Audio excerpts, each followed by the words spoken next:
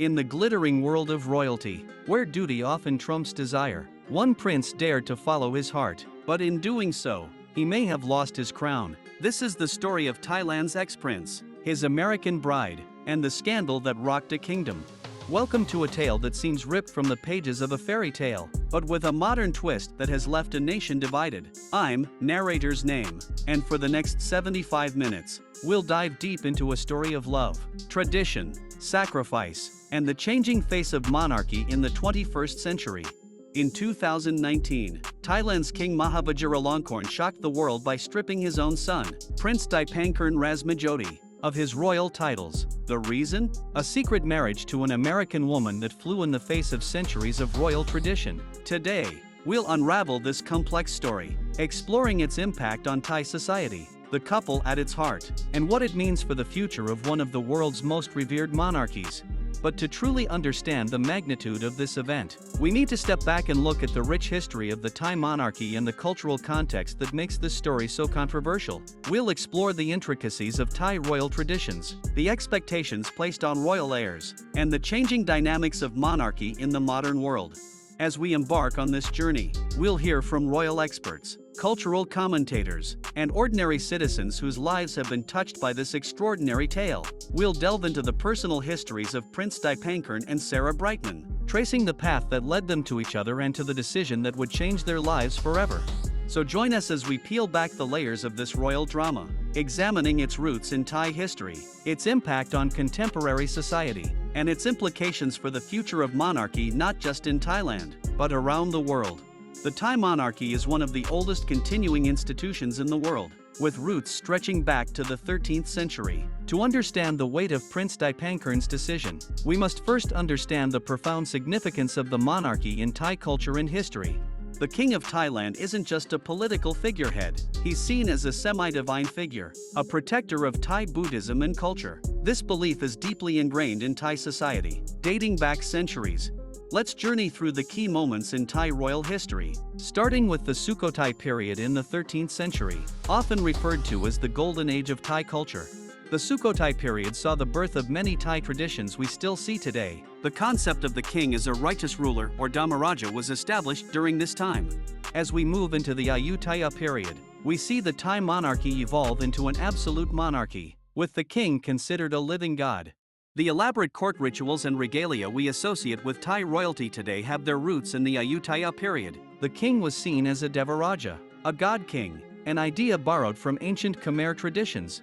The monarchy faced its greatest challenges during the colonial era, as Thailand, then known as Siam, struggled to maintain its independence while its neighbors fell under European rule. It was during this time, under kings like Mongkut and Chulalongkorn, that we see the monarchy take on a new role, that of modernizer. These kings initiated reforms that helped Siam resist colonization.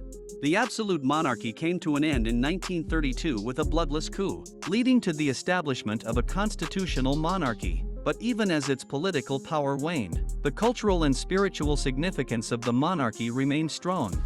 The reign of King Bhumibol Adulyadej, from 1946 to 2016, saw a resurgence in the monarchy's influence and popularity.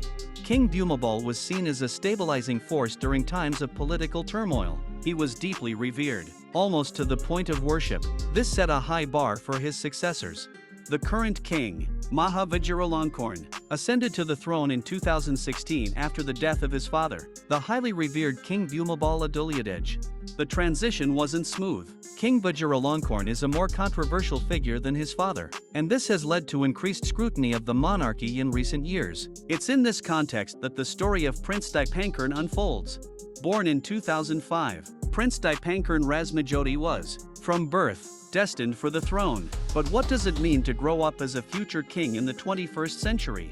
Dipankern's early life was one of extreme privilege, but also intense pressure. Every move, every decision was scrutinized. He was being groomed to be the future king of Thailand from the moment he could walk and talk. We delve into Dipankern's childhood, his education both in Thailand and abroad, and the public's perception of the young prince. Prince Dipankern's education was carefully curated. He attended the best schools in Thailand, but also spent time studying in Europe. The goal was to create a monarch who could bridge Thai traditions with modern, global perspectives. But life as a royal heir isn't all privilege and power. It comes with unique challenges and pressures. Growing up in the public eye, knowing that one day you'll bear the weight of a nation's expectations, that's an enormous burden for any child. It can lead to a sense of isolation, a struggle to form one's own identity. Despite these challenges, Prince Dipankern seemed to be embracing his role, at least publicly. We had such high hopes for Prince Dipankern. He seemed different from his father, more like his grandfather. We thought he would bring stability to the monarchy. In his public appearances, Dipankern was everything we expected in a future king: poised, respectful, deeply connected to Thai traditions. But of course, we now know that beneath the surface, things were more complicated. Indeed, behind the scenes, Dipankern was struggling with the weight of his royal duties and the restrictions placed on his personal life. There were signs of restlessness, a desire for a life beyond the palace walls, but no one could have predicted what was to come. As we'll see, this tension between duty and personal desire would ultimately lead Prince Dipankern down a path that would shock the nation and change the course of his life forever. Sarah Brightman's story begins worlds away from the golden palaces of Bangkok, in the bustling streets of Boston, Massachusetts. Sarah was always adventurous, always dreaming big, but marrying a prince? That wasn't even on our radar. We were just regular kids from Boston, you know? We trace Sarah's journey from her middle-class upbringing in Boston to her decision to teach English in London, exploring the values and experiences that shaped her. Sarah was always curious, always asking questions. She had a passion for learning about different cultures. I remember her doing a project on Thailand in high school, ironically enough. After graduating from college with a degree in international relations, Sarah made the bold decision to move to London to teach English as a second language. It was a big move for her, but that was Sarah, always ready for the next adventure. She wanted to see the world, make a difference. Teaching English abroad is often seen as a way to travel and gain international experience. For Sarah, it was a stepping stone to what she hoped would be a career in international diplomacy. Little did Sarah know that her move to London would lead to a diplomatic challenge of a very different kind. Sarah fit right in here in London. She had this energy about her, this openness to new experiences. I think that's what made her stand out. As Sarah settled into her new life in London, fate was preparing to deal her a hand she could never have anticipated. She was loving life in London, really thriving. Then she met him, and everything changed. But at first, we had no idea who he really was. In the fall of 2017, Prince Dipankern and Sarah's paths crossed at a charity event in London. It was a chance encounter that would change both their lives forever. I remember seeing them chat. They seemed to hit it off immediately, but I had no idea who he really was at the time. Just thought he was another guest, maybe someone in finance given how well dressed he was. What followed was a whirlwind romance, conducted largely in secret. Sarah was different after she met him, happier, more excited about life, but she was also secretive. Now I understand why. But how does one date a prince in secret? And how did Dipankern manage to keep his true identity under wraps? It would have required an incredible amount of planning and discretion. The prince would have had to shed his royal trappings, maybe use a different name. It's actually quite impressive they managed to keep it secret for as long as they did. As their relationship deepened, both Dipankern and Sarah faced a difficult choice: duty or love? It's a tale as old as time, isn't it? The heart wants what it wants. But for someone in Dipankern's position, following your heart comes at an enormous cost.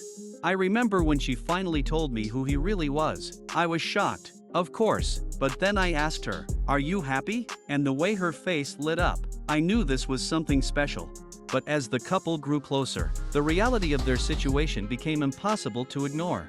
For Dipankern, this wasn't just about choosing between love and duty. It was about choosing between two completely different lives, two different versions of himself. The weight of that decision is almost unimaginable. In the spring of 2018, in a small, private ceremony far from the opulent palaces of Bangkok, Dipankern and Sarah exchanged vows. I've performed many ceremonies, but this one was special. The way they looked at each other, you could feel the love, but also the weight of what they were doing. It was beautiful and heartbreaking at the same time. The wedding was a far cry from the lavish royal ceremonies Dipankern had grown up with. It was intimate, maybe 20 people tops, no gold, no elaborate traditional costumes, just two people in love, committing to each other. For Sarah, it was a dream come true, but one tinged with the knowledge of what Dipankern was giving up. Sarah was radiant, but there was this undercurrent of, I don't know, sadness, worry. She knew this wasn't just a wedding, it was the beginning of a whole new life, and the end of another. The newlyweds managed to keep their marriage a secret for months, living in a bubble of newfound marital bliss. But in the age of social media and 24/7 news cycles, secrets have a way of coming out. It started with a single tweet, someone claiming to have seen the prince with a Western woman at a London restaurant. Within hours, it was everywhere. The Thai royal watchers were in a frenzy. As rumors began to swirl, Dipankar and Sarah knew their secret wouldn't last much longer. They had hoped to have more time to figure out how to break the news on their own terms. But suddenly, it was all spiraling out of control. The news of Dipankar's secret marriage spread like wildfire, first in Thailand, then around the world. In a shocking turn of events, it appears that the Thai prince has secretly married an American woman. The reaction in Thailand was one of shock, disbelief, and for some, anger. How could he do this? A prince should know better. He has responsibilities to his people, to his country. This American woman, what does she know about our culture, our ways? But not everyone saw it that way. For some, particularly younger Thais, the prince's actions represented a breath of fresh air in an institution they saw as outdated. Times are changing. Why shouldn't the royal family change too? Love is love. And if the prince found happiness with this woman, who are we to judge? The scandal sparked intense debate about the role of the monarchy in modern Thai society. This incident brought to the surface a lot of simmering tensions in Thai society. Questions about tradition versus modernity, about the relevance of the monarchy in the 21st century. It became a lightning rod for much broader debates. In the international media, the story was often portrayed as a modern-day fairy tale. It had all the elements of a great story: prince meets commoner, falls in love, gives up everything for her. But of course, the reality was much more complex, especially for the Thai people. As the debate raged in the streets and on social media, the royal palace remained silent, but behind the scenes, decisions were being made that would alter the course of Thai history. The mood in the palace was tense. Doesn't begin to cover it. There were urgent meetings, hushed conversations. Everyone knew this was a pivotal moment for the monarchy. In a move that stunned the nation, King Mahavajiralongkorn stripped his son of his royal titles and his place in the line of succession. His Royal Highness Prince Dipankar Rasmajoti has acted in a manner unbefitting his station and in direct contravention of royal traditions. As such, he is hereby stripped of all royal titles, rights, and privileges. Sources close to the palace told me that the king was furious, not just at the marriage itself, but at the fact that it had been kept secret. In his view, this was a double betrayal. With these words, Dipankar went from being a prince to a commoner. But what did this mean for him, for Sarah, and for the future of the Thai monarchy? Cast out from the only world he'd ever known, Dipankar faced an uncertain future. But he wasn't alone. It was a whirlwind. One day we were hiding our relationship, the next we were front-page news. But through it all, we had each other. That's what mattered. The couple retreated from the public eye, settling into a quiet life in the English countryside. But their story was far from over. They moved in about a year ago, keep to themselves mostly, but they're always friendly when you see them. He's even been helping out at the local community garden. Can you imagine? A former prince, planting vegetables. This new, simpler life seemed to suit the couple. But the question remained, had Dipankar truly given up his claim to the throne? Technically, the king's decision is final, but royal succession can be complicated. If circumstances were to change, if public opinion were to shift dramatically, who knows what could happen? The ripples of Dipankar and Sarah's choices continue to be felt, both in Thailand and around the world. This isn't just about one couple's love story. It's about the tension between ancient institutions and modern values. It's a conversation that's happening in many monarchies around the world. In Thailand, the incident has led to soul-searching about the future of the monarchy and its place in society. For centuries, the monarchy has been at the heart of Thai identity. But as our society changes, as we become more connected to the global community, we have to ask ourselves, what do we want our monarchy to be? What role should it play in modern Thailand? We explore the various perspectives within Thai society, from traditionalists who view the incident as a betrayal to progressives who see it as an opportunity for change. This has opened up conversations we've never been able to have before. It's making us question things we've always taken for granted. The monarchy is the bedrock of our nation.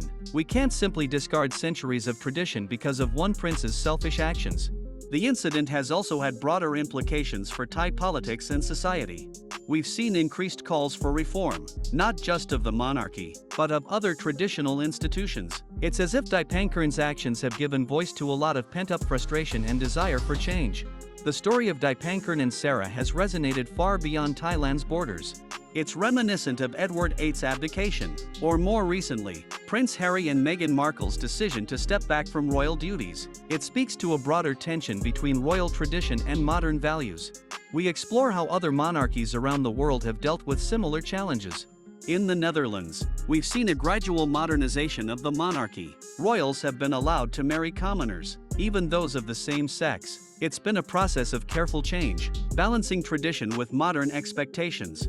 In Japan, we're facing our own succession crisis. The Thai situation has sparked discussions about our own rigid royal traditions and whether they're sustainable in the modern world. As for Dipankern and Sarah, they remain largely out of the public eye, but their story continues to captivate and inspire. What they did took incredible courage. To choose love over duty, personal happiness over public expectation. It's something many people dream of but few have the courage to do. Recent reports suggest that the couple has started a family, further cementing their commitment to their new life.